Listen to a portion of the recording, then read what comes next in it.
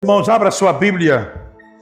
Confesso para vocês que eu tinha até falado para o pastor Marco pregar no meu lugar, mas vou ser fiel àquilo que Deus colocou no meu coração. Salmo de número 46 e o verso número 10. É a segunda vez que eu prego aqui, né? Sim. Primeira vez eu preguei foi sobre a volta de Cristo. A segunda vez foi uma palestra de casais. E estou sempre acompanhando as comissões. Amém? A primeira vez foi o presidente da convenção que ministrou. No mês passado, o pastor Alex Henrique. Mas eu quero trazer uma palavra para aquietar o teu coração aqui hoje. Seremos breves naquilo que Deus colocou no nosso coração. Salmo 46, o verso 10. Quantos acharam? Diga amém. Todos acharam? Aquietai-vos e saber que eu sou Deus. Podeis tomar assento.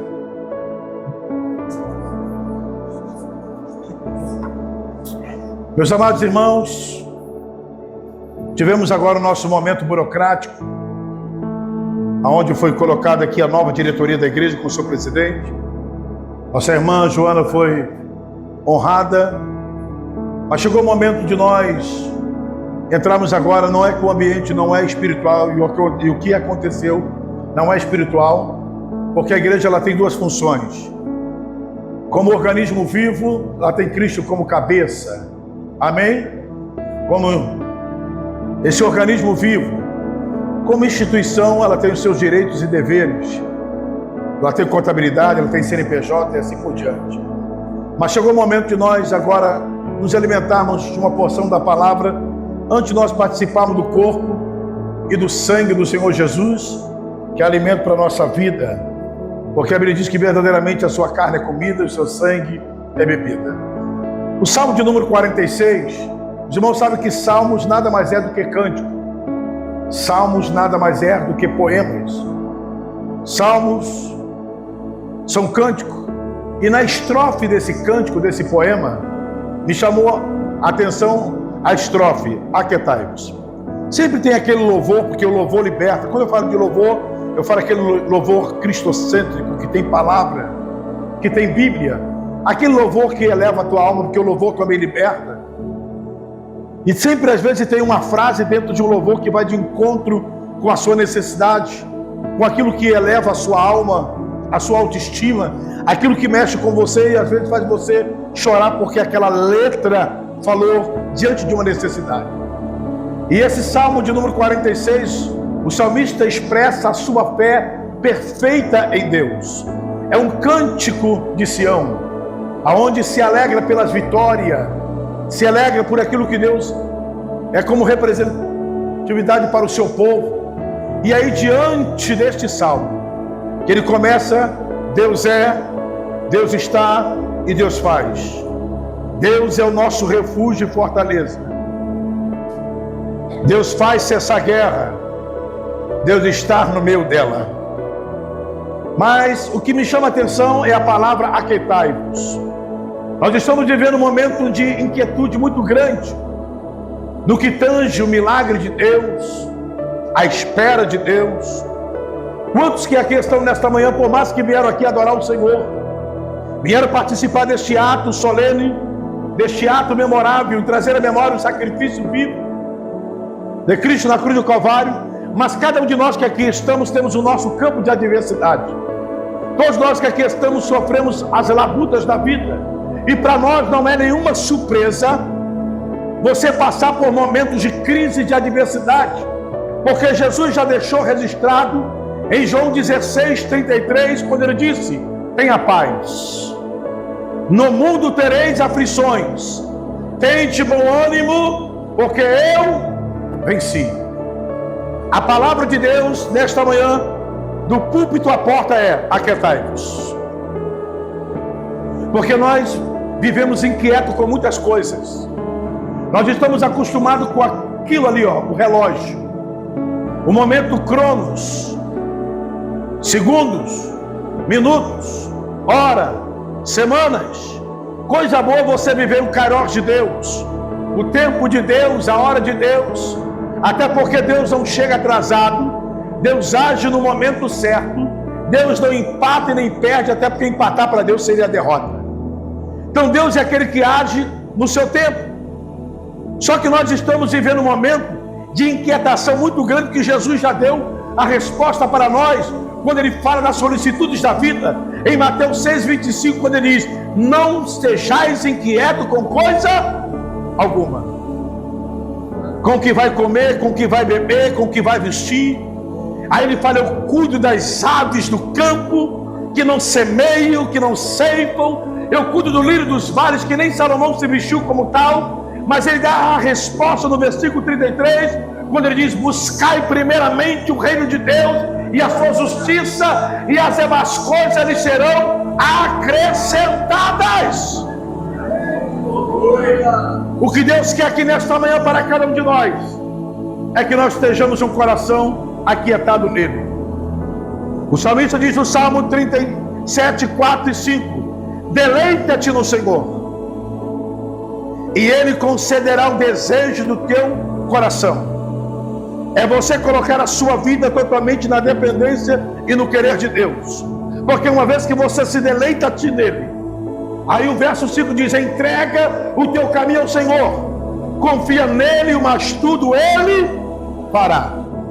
O problema é que nós estamos sendo tomados por essas inquietudes, pelas solicitudes da vida, e ficamos inquietos, não acreditando, não tendo a convicção e a certeza daquele que é fiel, daquele que prometeu.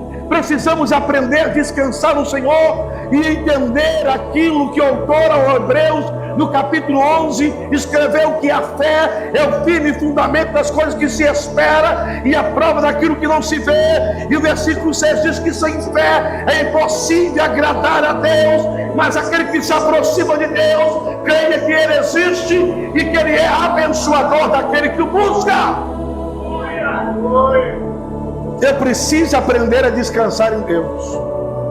Nós somos muito inquietos, irmãos. A gente acha que as coisas acontecem no nosso tempo, no estalar de dedo. Só que Deus tem o seu tempo, Deus tem a sua hora.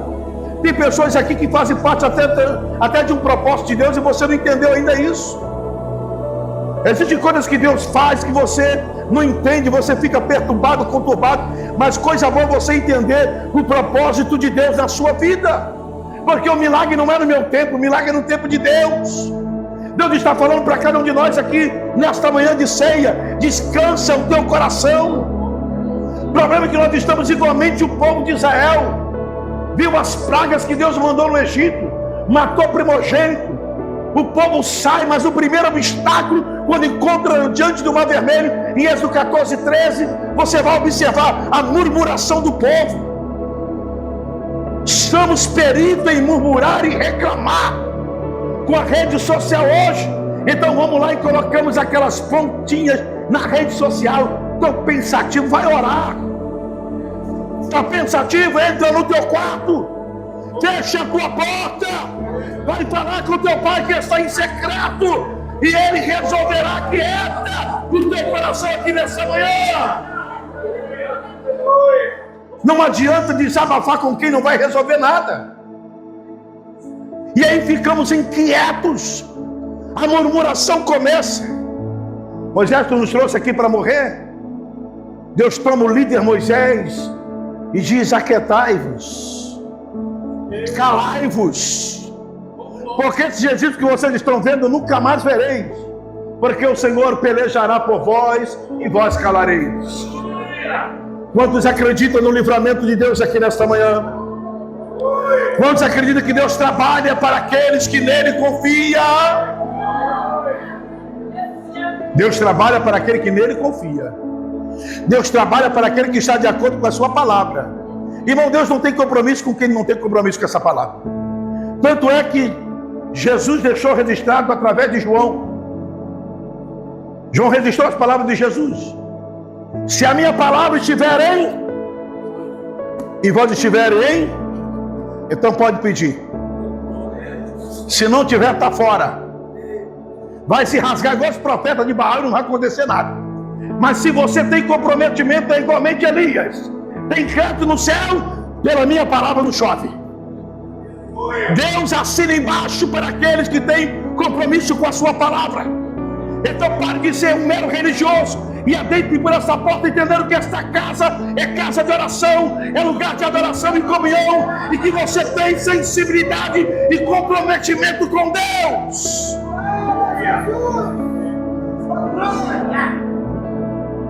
O problema é que a gente está chutando o pau da barraca muito fácil. Nós estamos vivendo uma era de uma geração mimimi. Qualquer coisa chuta o pau da barraca, tira a decisão precipitada. Lembra? Só porque houve fome em Belém de Judá? Elimeleque pega a sua mulher e vai para onde? Para as terras de Moab, uma terra pagã. Sai da casa do pão e vai para uma terra pagã. Deixa eu te dizer uma coisa. Não adianta tu fugir da crise. Para onde tu for, a crise vai te acompanhar. Crise sempre será crise.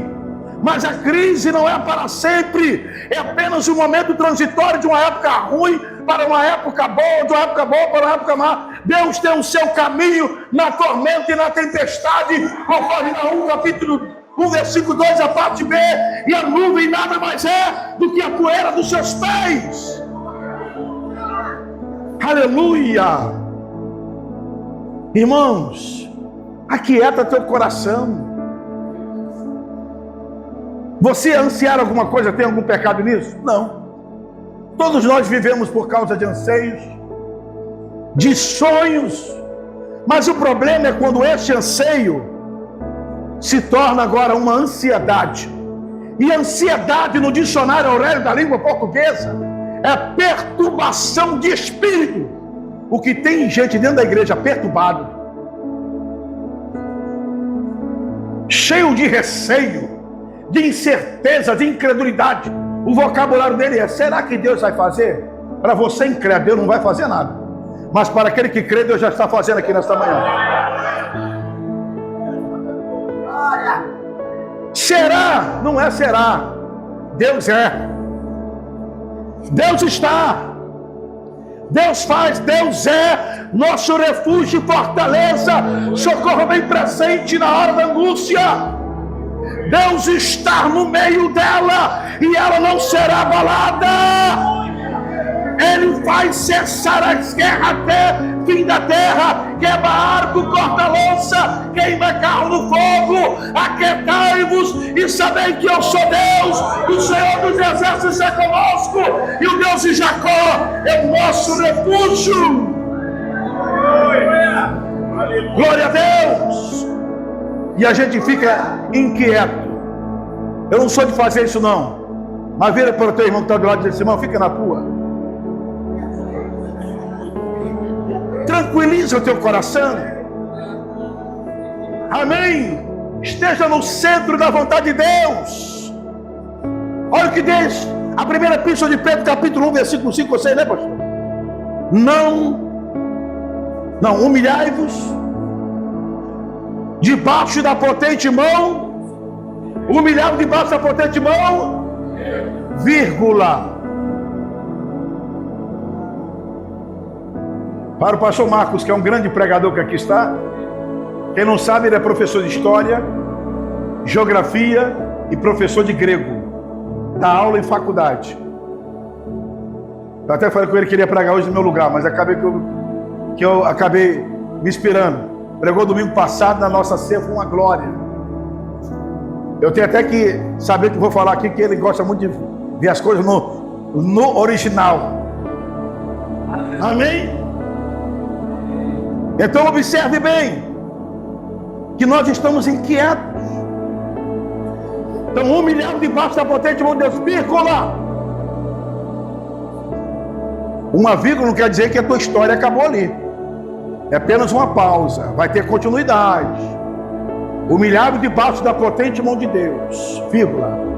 Porque ao meu tempo, não, porque ao seu tempo ele vos exaltará. Colocai sobre ele a vossa ansiedade, e ele, Jesus, cuidará de vós. Aí Paulo vem em Filipenses 4:6.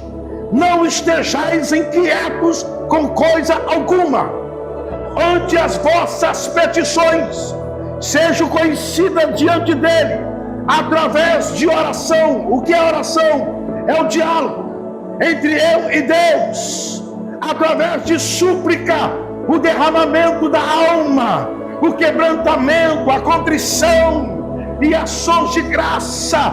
Deus, como onisciente, sabe de tudo, sim, mas ele diz: não estejais inquietos com coisa alguma, ante as vossas petições, pedido, seja conhecido diante dele, através de um diálogo de um pai para com o filho, de um filho para com o pai, o derramamento da alma, súplica.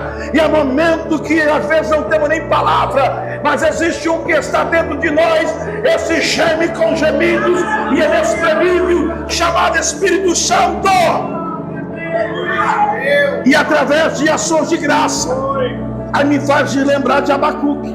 A coisa pode estar ruim, quebrando tudo, mas ainda que a figueira não floresça, ainda que a figueira não floresça, ainda que não haja fruto na vide, que o produto da oliveira minta, que as ovelhas sejam arrebatadas, que não haja vaca nos currais, todavia,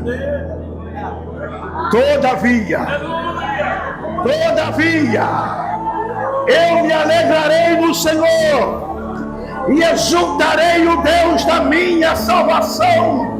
Independente da crise ou da adversidade, ele é Deus. Independente do pastor Schubert ter tido câncer que o levou, o mais importante não é a carne, é o Espírito, é a vida eterna em Deus, porque a Bíblia diz que a carne para nada presta, mas o Espírito que dá a vida eterna.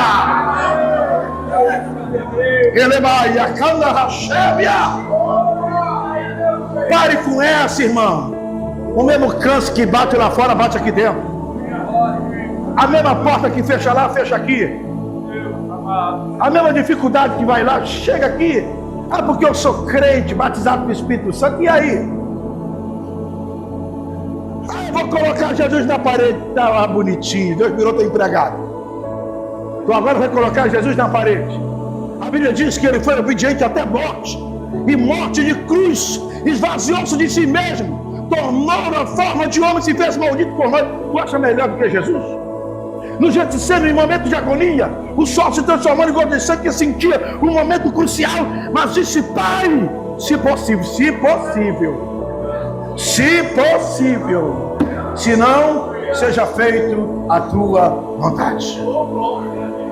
Quantos querem viver a vontade de Deus aqui nesta manhã?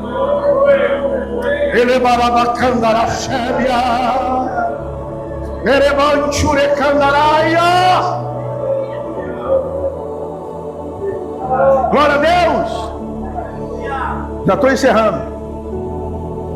Deus está falando nesse lugar. Tem pessoas que estão recebendo, chorando. Quem tem ouvido, ouça o que o Espírito diz às igrejas. Tem que estar pronto para possuir, irmão. Lembra de Josué 14:11?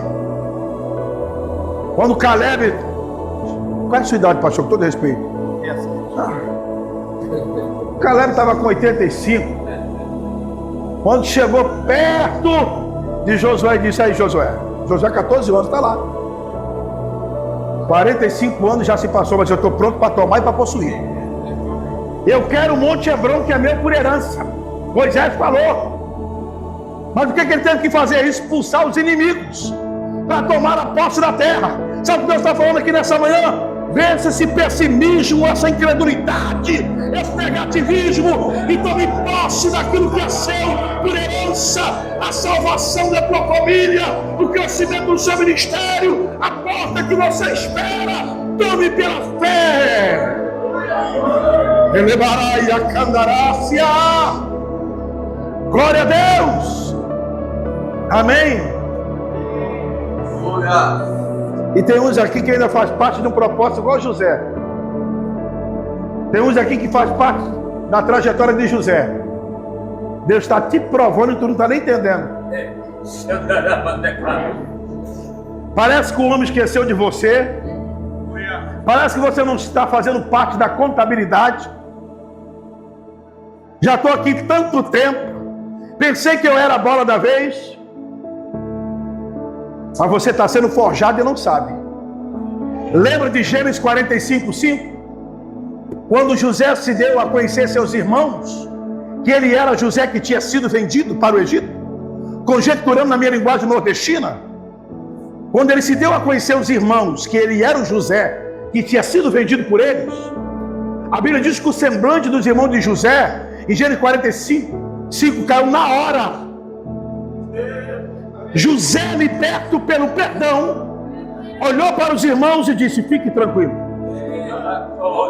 Para a conservação da vida, porque havia fome nas terras, todo mundo tinha que descer ao Egito, foi Deus que me trouxe para cá. Em outra linguagem, vocês só serviram de trampolim para o milagre. Em outra linguagem, conjecturando, se não houvesse cova, não haveria aqueles que o compraram. E a casa de Potifar, que a calúnia daquela miserável levou ele ao cárcere.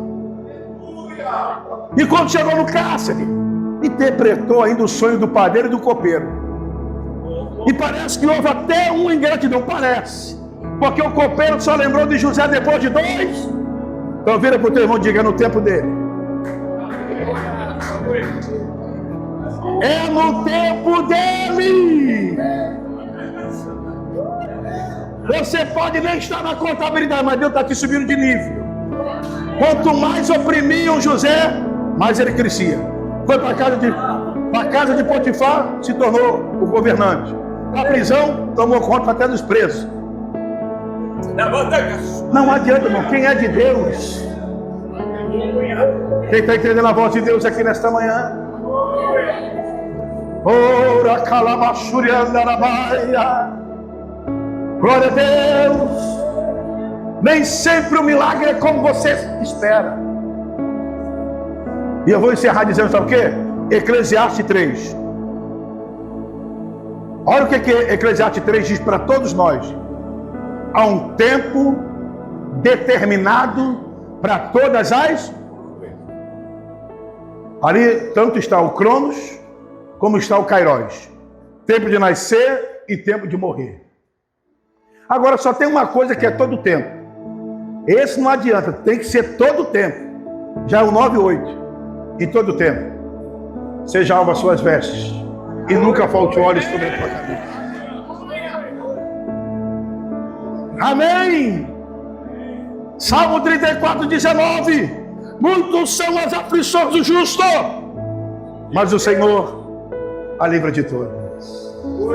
Aleluia. Oh, glória. Quantos estão sentindo Deus aqui nesta manhã? Nem sempre o milagre é como você espera.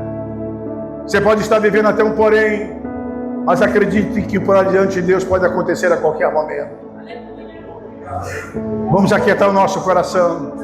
Precisamos arrancar essas palavras aqui e aplicar a nossa vida. A gente está muito preso em versículo isolado, sabia, irmão? Versículo isolado. Bota aqui, irmã. Filipenses 4:12-13. Bota aí. Eu quero ler com a igreja, para você entender e eu encerrar a mensagem. E agora eu estou inspirado para pregar. Se eu for, eu vou embora. Eu demoro a falar, mas quando eu começo... Olha aí. Esse Filipenses 4:12. Deixa aí mesmo. O 13 é o que todo mundo gosta.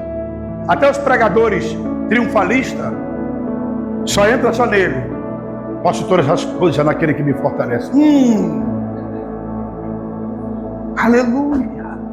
Só que esquece o versículo 12. Quando Paulo diz: sem estar abatido, sem também ter em abundância, em toda a maneira e em todas as coisas estou instruído, tanto a ter fartura como a ter fome, tanto ter em abundância como padecer necessidade. Aí ele diz então no 13: então eu posso todas as coisas naquele que me fortalece.